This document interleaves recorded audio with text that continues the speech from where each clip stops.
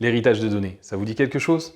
Dans nos métiers d'investisseurs, on pense tout de suite aux arbres capitalistiques ou aux classiques sociétés de gestion, fonds et parts qui cassent tant les pieds aux marketeurs et aux juristes. Plus généralement, l'héritage concerne les données arborescentes. Mais savez-vous pourquoi cela pose tant de problèmes? Parce que les bases de données traditionnelles et par ricochet les applications reposent toutes sur des structures tabulaires. Faire rentrer une arborescence dans un tableau, ce n'est pas naturel. Moralité, pour se simplifier la vie, on duplique souvent les données pour pouvoir les utiliser facilement. Ainsi, on recopie la société de gestion sur l'ensemble des parts. Idéalement, si l'on reste sur l'exemple des parts de fonds, chaque part ne devrait contenir que les données qui lui sont propres et spécifiques. Mais pourquoi donc?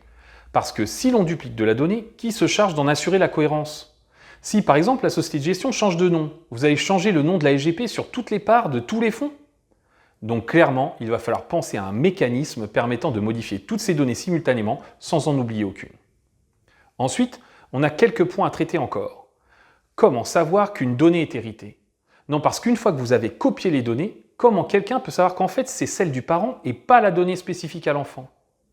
Et dernier problème, les données. Vous les faites descendre du parent vers l'enfant ou vous les faites remonter de l'enfant vers le parent? Ou un mix des deux? Et sur combien de niveaux? Imaginons que vous receviez des infos d'un fournisseur d'indices obligataires, avec pour chaque oblig un secteur. Vous allez donc copier le secteur d'activité du titre vers l'émetteur. Mais coup classique, l'émetteur en question est une filiale financière qui ne sert qu'à émettre des titres. Du coup, vous avez envie de remonter le secteur encore d'un cran, à l'émetteur parent. Première question, on s'arrête là ou on remonte jusqu'à ne plus pouvoir remonter plus haut? Deuxième question, l'émetteur qui vient de recevoir un secteur a 2 ou 3 émetteurs en dessous de lui. Est-ce qu'on leur fait redescendre le même secteur? Alors, j'ai une bonne et une mauvaise nouvelle. Il n'y a pas une solution qui marche à tous les coups, pas de recette miracle, mais après l'avoir traité des dizaines de fois, je peux vous assurer que c'est possible. Il faut juste adopter la méthode qui correspond à vos process et à vos outils.